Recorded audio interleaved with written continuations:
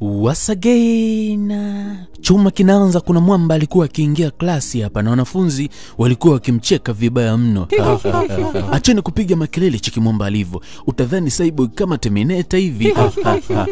Huyu kijana anakwenda kwa jina la Somadina na ni mwanafunzi mpya kwenye shule yetu. Soma, karibu sana kwenye darasa jipya na karibu uende ukakae. Basi mshikaji alienda kukaa hapa na muda huu ningependa kuweza kukupa utambulisho mfupi. Huyu mshikaji anakwenda kwa jina la Soma na ni mtoto pekee kwenye familia ya kitajiri. Najua unashangaa sana kumuona mshikaji amevaa mask. Ipo sababu ambayo imemfanya mshikaji kuweza kuvaa mask. Huyu mshikaji ni mtoto wa mfalme, so ameamua kuvaa mask kwa sababu ya kutokuzua taharuki, kwani shule nyingi ambazo amekuwa akisoma amekuwa akizua taharuki kwa mabinti, kwa sababu mabinti wengi wamekuwa wakimpenda kwa sababu ni mtoto wa mfalme, so wamekuwa wakimletea shobo za hapa na pale. So mshikaji kaweza kuvaa mask kwa sababu ataki shobo. Sasa wewe ashumu kama mtoto akishua angekuwa anatokea Bongo, unadhani nini ambacho kinge happen? Unadhani Mbongo angeweza kuvaa maski na ambavyo Bongo wanapenda madem kinoma noma?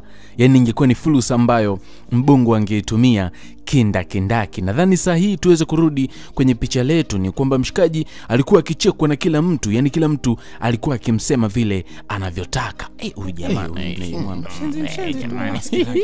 yani walikuwa wakimletea vituko ambavyo vilikuwa havipimiki kwa sababu mshikaji alikuwa tofauti kabisa na wao, kwa sababu yeye alikuwa amevaa maski ambayo ilikuwa inazuia wao kuweza kumtambua kwamba yeye ni nani. Tukirudi upande wa pili, mshikaji alikuwa amerudi nyumbani na alikuwa na huzuni kubwa huko, alikuwa akishikilia picha ya mwanamke mmoja, na huyu mwanamke ni mamake mzazi ambaye aliweza kuuawa miaka kadhaa iliyopita. So mshikaji amekuwa na machungu ya kufa mtu kwa sababu mamake aliweza kuuliwa kikatili vibaya mno, na kuhusiana na historia nzima ya mamake basi tutaenda kuijua kadri picha tunavyozidi kwenda nayo hapo mbele. Basi bana, tukirudi upande wa shule tena, siku ya leo wanafunzi walikuwa wakirudi nyumbani. Ghafla kuna mdada akawa amemfuata huyu mshikaji na kuweza kumwambia kwamba mbona uko speed sana, unawahi wapi? Mshikaji kamjibu pale kwamba nadhani ungefuata biashara zako ingekuwa ni vizuri zaidi. Hapana, nadhani tungeweza kufahamiana ingekuwa bomba zaidi. Mimi naitwa Jasmine na ni moja kati ya mabinti wa rembo sana hapa shuleni, yani mimi ndo mrembo namba 1. Na pia ninacho kikubwa sana hapa shuleni, mimi ndo rais wenu wote nyinyi, so inatakiwa unipe heshima yangu. Na kama utojari vipi tunaweza kuwa marafiki. Lakini mshikaji kamwangalia pale, alafu alichokifanya akateleza pale. Ilikuwa ni aibu kwa kibidada kwa sababu wengi walimcheka. Tukirudi siku nyingine tena, wakati wako Skonga, teacher alikuwa akifundisha mbele, lakini kuna mshikaji akanyosha mkono na kuweza kumwambia kwamba teacher, kuna kitu ambacho sisi wanafunzi hatujapendezewa nacho. Huyu mshikaji unafundisha lakini bado amevaa dude lake kichwani, na hii ni siku ya pili bado amelivaa tu. Sisi kama wanafunzi tumekuwa tukijiuliza maswali ambayo yamekosa majibu, lakini mwalimu aliweza kumjibu kwamba hilo swala la kuhusiana na huyo mshikaji Soma ni swala ambalo limeweza kupitishwa na mwalimu mkuu. So ni ombi ambalo aliweza kuomba na mwalimu mkuu kaliruhusu. Kwa maana hiyo ni jambo ambalo siku nyingine sitaki muweze kuliongelea. Basi bana, ilifika time ya kuweza kuchomoka hapo shuleni na mshikaji wetu Soma alikuwa akiondoka bana. Ghafla kabidada Jasmine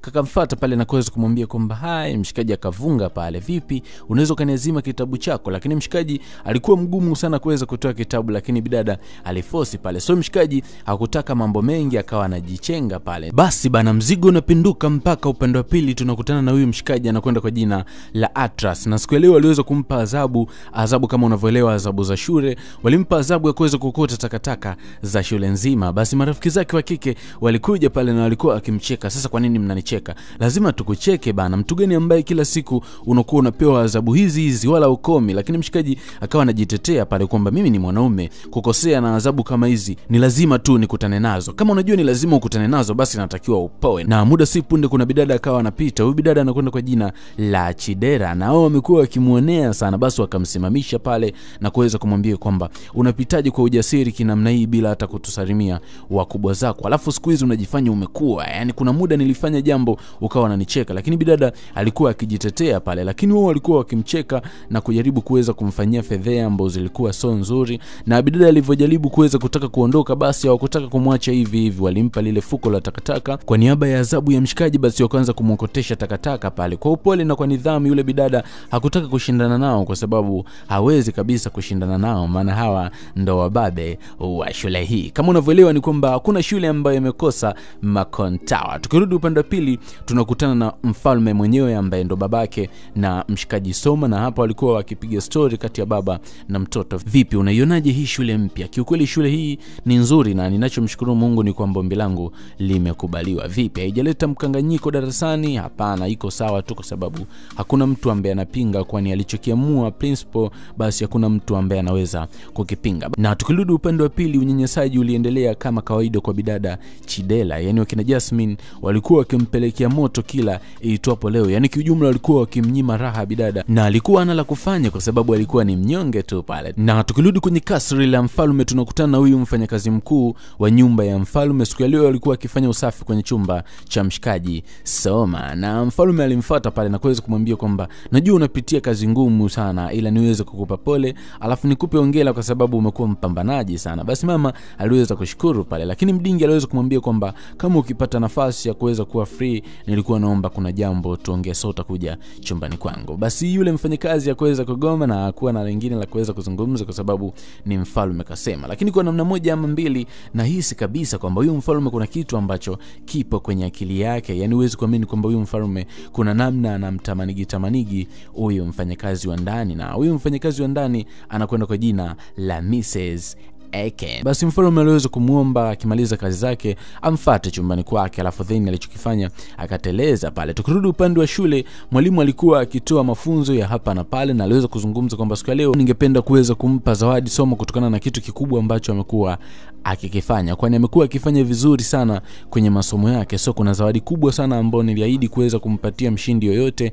Basi kwa kuwa mshindi amekuwa ni Soma, basi mimi nitampatia hii zawadi. Lakini Soma aliweza kumwambia kwamba hii zawadi mimi sitaki uweze kunipatia mimi kwa sababu nahisi kuna mtu inamstahili. Na ticha kamuuliza kwamba unahisi ni nani ambaye inamstahili hii zawadi? Nadhani inamstahili Chidela. Na watu walibaki wanashangaa pale, lakini ticha aliweza kumuita Chidela na kuweza kumwambia kabisa njoo uchukue zawadi yako. Na Chidela alivyofika akaweza kuchukua zawadi yake pale, akitita cha pesa kama naira 100,000, na wanafunzi waliweza kushangilia pale kwa sababu ya ushindi mkubwa ambao aliweza kupata Chidela. Basi unajua ni kwa sababu gani mshikaji kaweza kumpatia bidada Chidela ile nafasi ya ushindi na kuweza kumpatia kile kitita cha pesa?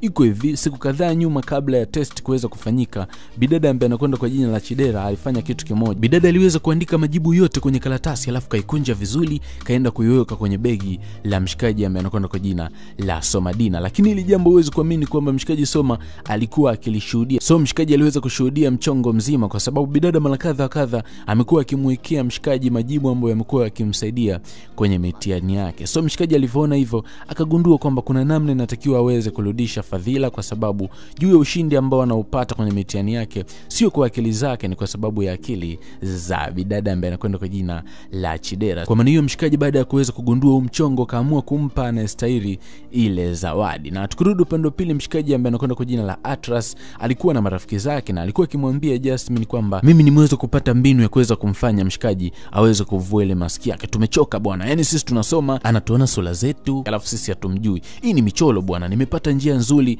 ya kuweza kumfanya tukaweza kuijua sura yake. Lakini bidada Jasmine aliweza kumuonya kwamba kwa sasa hivi nataka tumwache, yani usimguse kabisa. Nisimguse? Mbona kama unamtetea? Okay bana, isiwe kesi, mimi nitafanya kile ambacho naona ni sahihi kwa upande wangu. Alafu mshikaji Atlas akateleza pale. Tukirudi upande wa pili, tunamuona mshikaji Somadina akiwa na bidada Jasmine, walikuwa wakipiga zao story hapa, na Jasmine alikuwa akizidi kumkazia mshikaji kwa sababu kama unavyojua ni kwamba Jasmine kampenda sana mshikaji. So alikuwa akihitaji ukaribu zaidi, yani aweze kukujua nyumbani kwa mshikaji, ajue wapi anakaa, ajue sura yake. Yani kiujumla Jasmine alikuwa amezimika sana na mshikaji the way alivyo, japokuwa mjui sura lakini alikuwa amempenda vibaya mno. Lakini shida mshikaji mshikaji anashindwa kumpenda huyu bidada kwa sababu bidada ni machepele, yani hajatulia hata kidogo, kichwa yake imevurugwa kinoma noma. Na muda si punde mwamba Atras akawa anatimba hapa, na alivyotimba mshikaji Somadina akaamua jichenge. Bidada Jasmine kamwangalia Atras kwa jicho la mbuzi kinoma noma kwa sababu kamfukuzia ndege wake. Vipi, mbona umekaa na huyu mshikaji ambaye ni adui yetu? Adui yenu? Adui yako ina nani? Adui yako ina nani? Siku nyingine ukinikuta nimekaa na huyu mwamba, naomba ukae kilomita 100. Sitaki kukuona hata siku moja.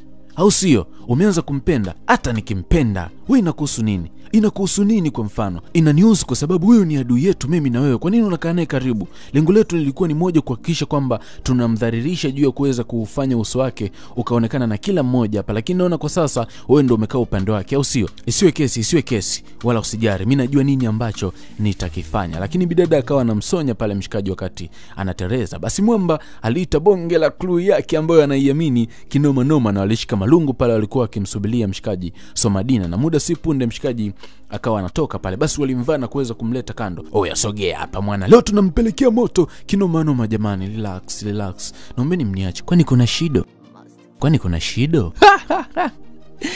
Kanomba msamahe. Mimi nilijua labda ni shababi, yani mtu anajiweza, kumbe ni kadhaifu toka kamshikaji. Oya mwamba, kaa chini, usiongee na wakubwa wakati umesimama. Yani nisimame na usimame. Yani siku ya leo kupona kwako ni kitu kimoja tu, yani uivue hiyo kofia, utembee kwa kila mmoja hapa shuleni uweze kumuonesha sura yako. Tumechoka bana, umekuwa ukifanya vitu ambavyo ni vya ovyo alafu maticha eti wanakutetea. Mwamba akawa anampiga pale kichwani. Lakini ghafla tunamuona Chidela alikuwa amekuja na mwamba akiwa ameshika panga, na yule mwamba aliweza kuwafukuza wale miamba walisepa kinoma noma. Vipi, uko sawa? Ya, namshukuru Mwenyezi Mungu niko sawa, hajaweza kunigusa popote. Basi bidada alifurahia kuweza kumuona mshikaji akiwa sawa. Basi wakawa wanajichenga pale. Wakiwa njiani, bidada kamgeukia mshikaji. Vipi, mbona unanifuata mpaka huko?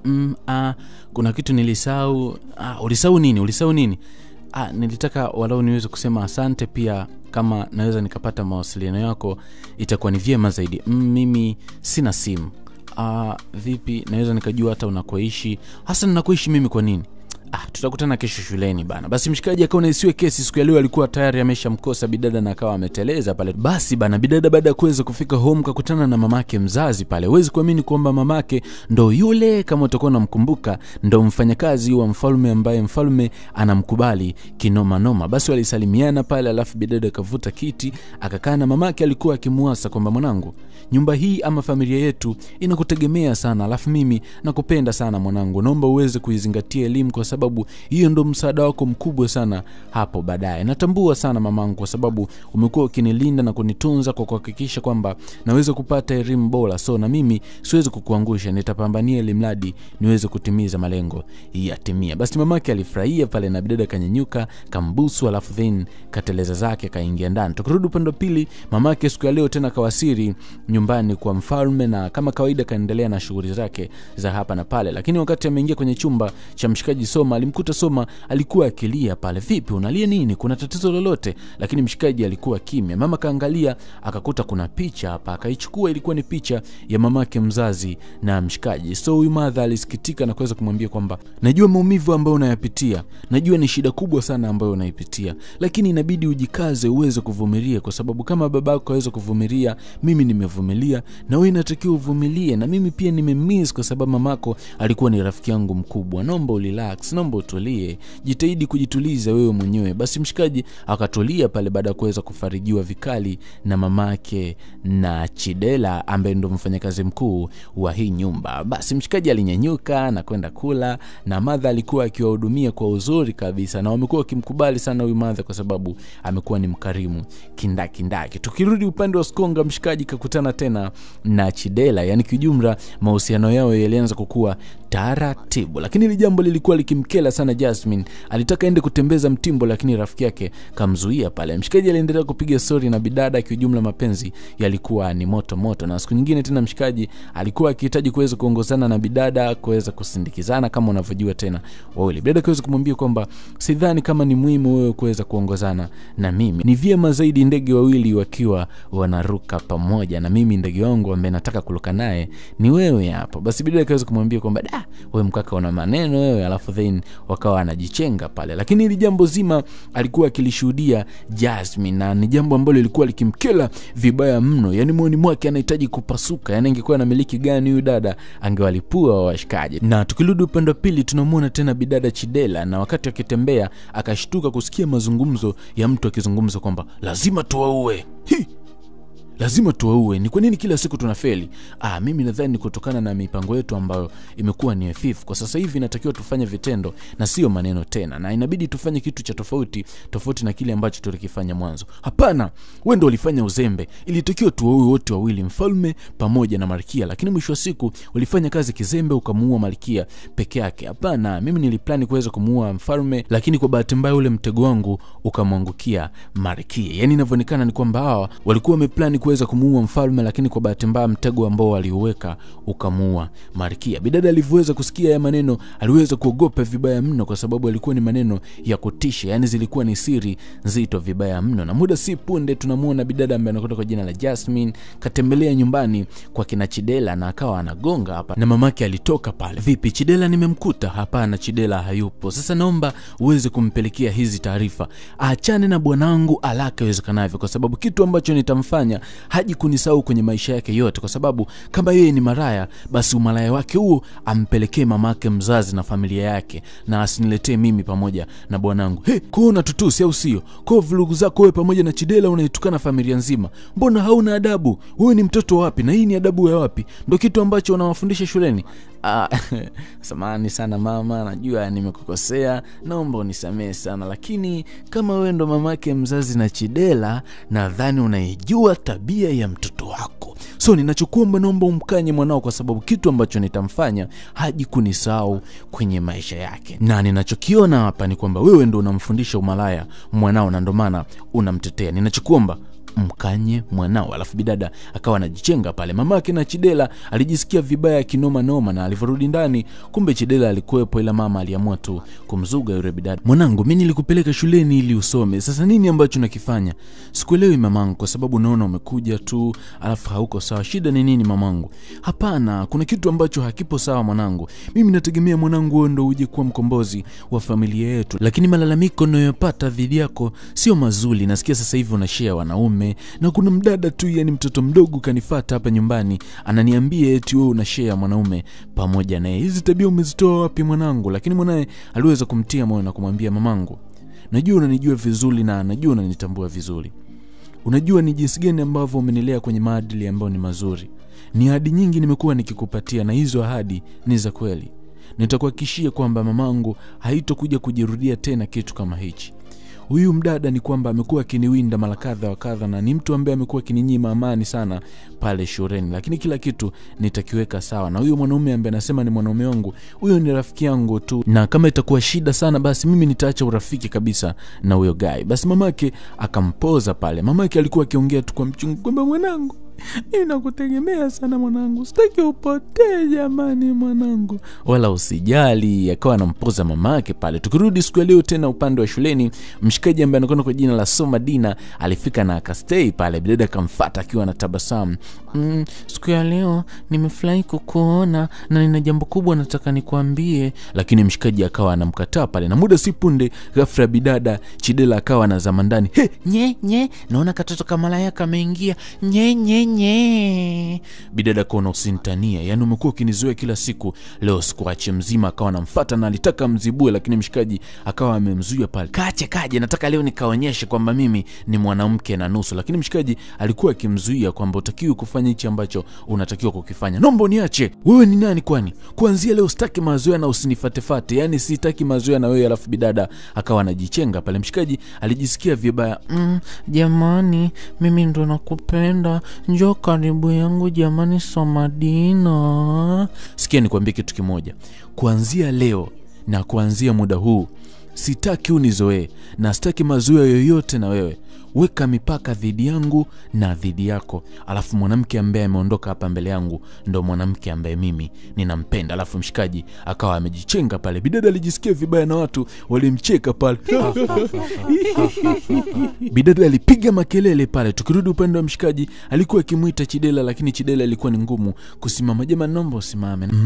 Naomba unisamee kama kuna kitu ambacho nimefanya tofauti. Nadhani naweza nikajirekebisha na kila kitu kitakaa sawa. Hapana, soma. Mimi sijafanya hivi kwa sababu ya ubaya. Nimefanya hivi kwa akili zangu timamu. Sitaki kabisa ukaribu na wewe kwa muda huu. Hapana, kama kuna jambo nimekosea, naomba unisamee. Wewe uweze kunihukumu kwa kiasi hiki. Nimesema sitaki mazoea na wewe. Yaani wewe umekuwa ni kama mkosi kwenye maisha yangu. Unaniletea mabalaa, unaniletea mashida. Umeona ninavyodhalilika? Kila mtu ananiona mimi kama sina akili, ananiona kama mpumbavu, kama vile mimi nimekuwa nikilazimisha juu ya mahusiano ya mimi na wewe, wakati mimi na wewe ni marafiki tu. Mimi kwa sasa bana sitaki mazoea na wewe. Lakini mshikaji alichokifanya, akaiondoa kofia ile na kila mtu alibaki anashangaa.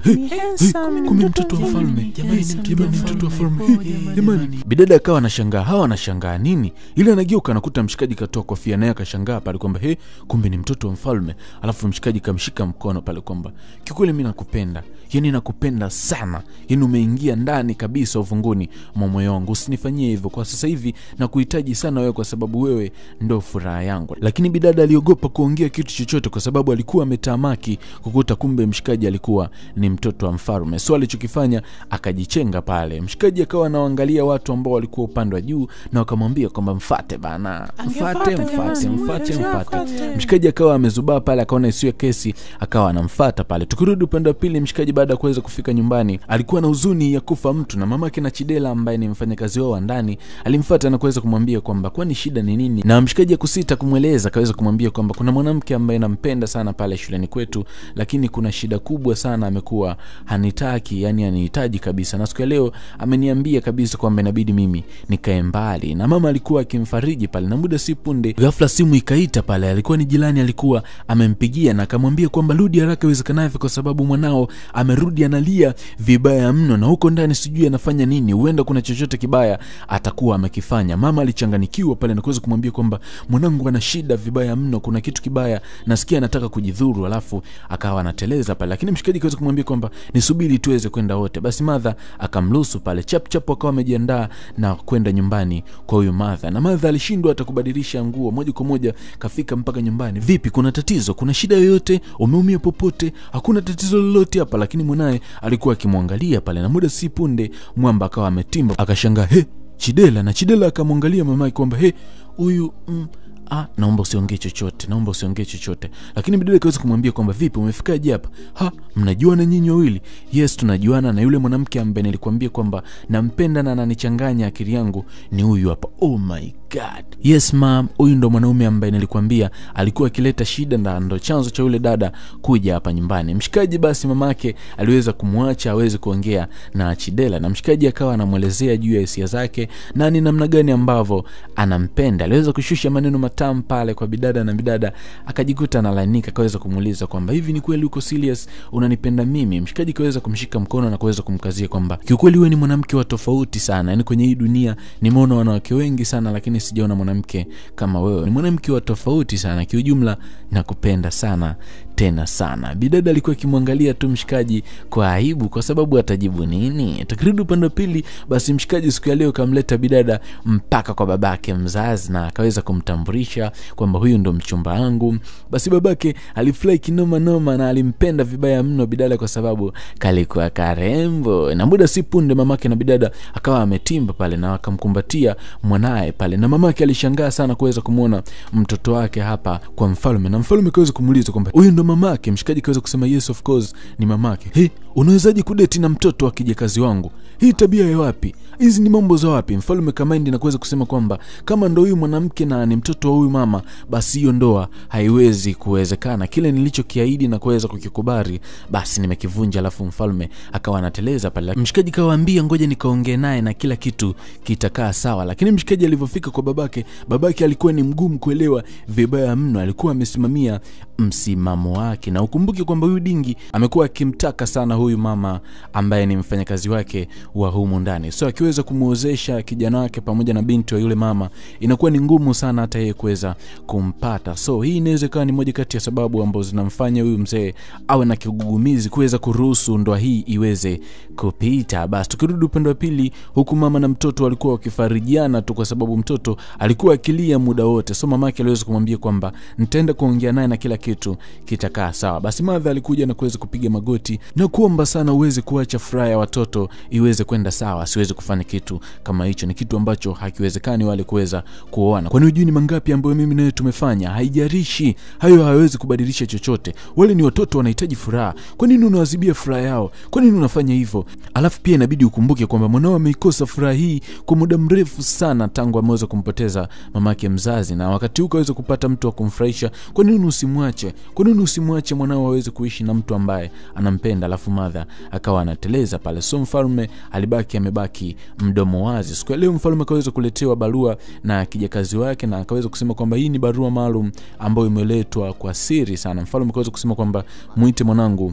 hajaisome. Basi mwanae alivyofika alianza kuisoma na aliweza kugundua kwamba barua hii ilikuwa imebeba ujumbe mzito vibaya mno. Uliweza kumshtua mfalme, alibaki mdomo wazi kwa sababu inavyoonekana kuna watu wanahitaji kuweza kumpindua huyu mfalme haraka iwezekanavyo, na ndo hao waliweza kuhusika na kifo cha mke wa mfalme. Na kuna mtu kaweza kuituma hii barua kwa siri sana kwa sababu ya kuweza kumsanua mfalme ili akae tayari, kwa sababu suni tu atakuja kuuawa na kuweza kupinduliwa. Lakini mshikaji baada ya kuweza kuisoma kwa makini barua, aliweza kumgundua mtu ambaye alikuwa ametuma hiyo barua, na aligundua kwamba ni Chidera, kwa sababu Chidera ni mtu ambaye alikuwa akimtumia sana majibu wakati wako shule. So alikuwa akiutambua vizuri mwandiko wake, na alichokifanya mshikaji, alikuja mpaka nyumbani kwa kina Chidera na akaweza kuwaomba sana waje moja kwa moja mpaka nyumbani kwao kuweza kutoa uthibitisho wa kila kitu. Na bidada alivyokuja akaweka mambo yote hadharani kutokana na kitu ambacho kiliweza kutokea siku kadhaa nyuma. Kama utakuwa na kumbukumbu, aliweza kuwanasa watu kadhaa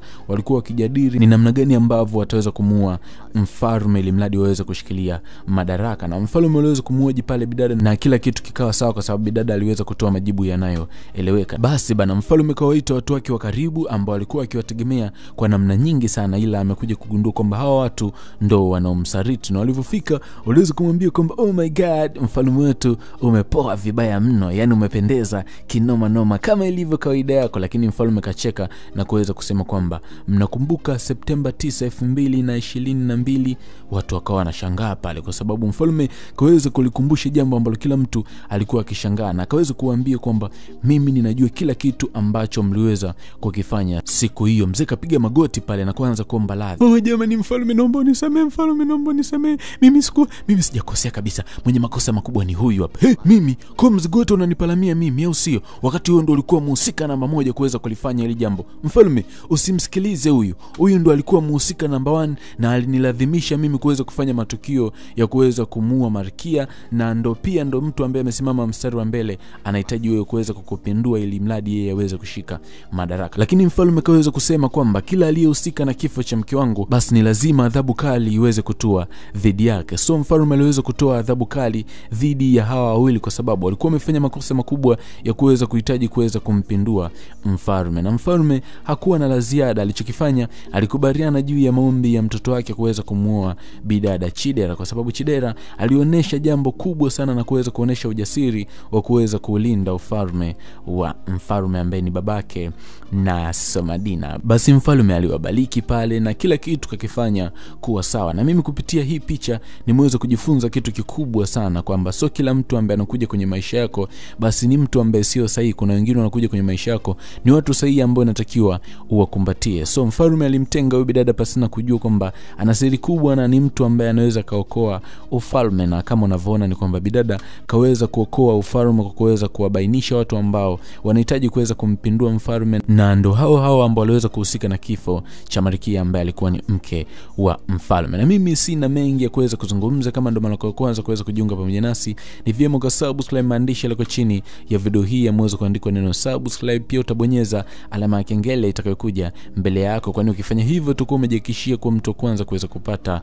movie zetu. Na pia usahau kulike na comment, na kwenye comment yako utaniambia unaitwa nani, unatokea wapi, na kwenye movie hii umeweza kujifunza nini. Na kwa wale wa matangazo, ushauri pamoja na biashara, namba ni ile 0755660003. Mimi ni yule jini ya sauti ya Simba, na hii ni Jini ya Swahili Movies. Asante kwa kuwa nami tangu mwanzo na wasahu tumeweza kufikia tamati. Niweze kukuaga na kusema bye bye, asante na ciao.